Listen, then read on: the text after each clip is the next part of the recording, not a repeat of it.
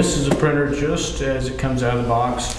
You know, the printer, plus you get a little pack with papers and such. One thing you'll notice is that inside this pack there is no CD.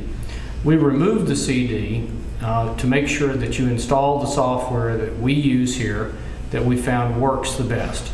And so as the drivers are updated, when you use our software, those new drivers are automatically used, our ICC profiles are installed, the proper driver settings are installed.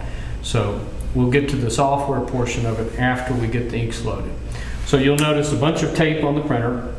This tape does need to be removed, and so we're going to start removing the tape.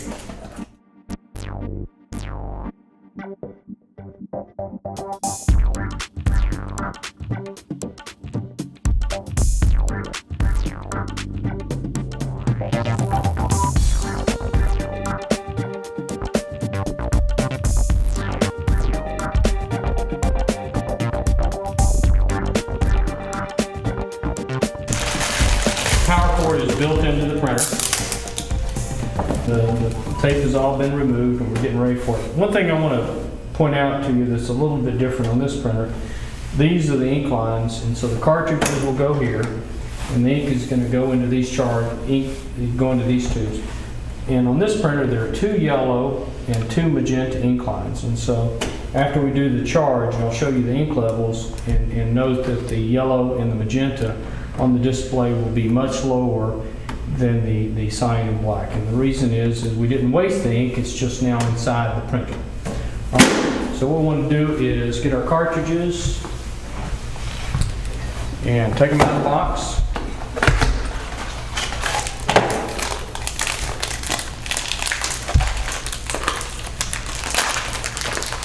Probably the hardest part of this is picking them out of the bag. And the cartridges slide in firmly.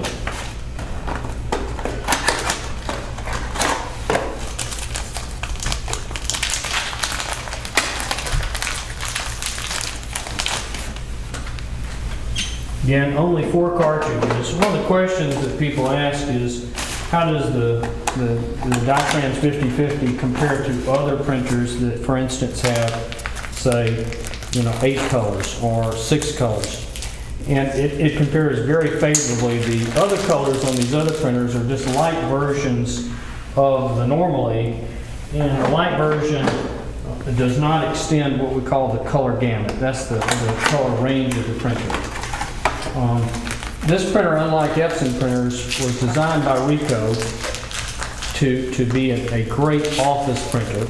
And because it's a great office printer, it's designed to be rugged, heavy duty, and have a very high duty cycle. Duty cycle is how many prints we can expect out of it. So we put the cartridges in.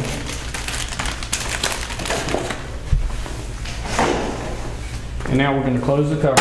We're going to connect power. Now notice we do not have the printer connected to the computer, and that is important. We don't want to connect the computer yet to the printer. And then all we do at this point in time is turn on the power button. And you hold it down momentarily. The printer obviously knows it's never had ink into it. And you'll see a message in a short time that indicates that it's charging. The amount of time required to charge the printer usually is about 8 minutes. And then after the printer charges, we will test the printer, verify we're good to go, and then we're going to do some test prints and then start the computer portion of the install.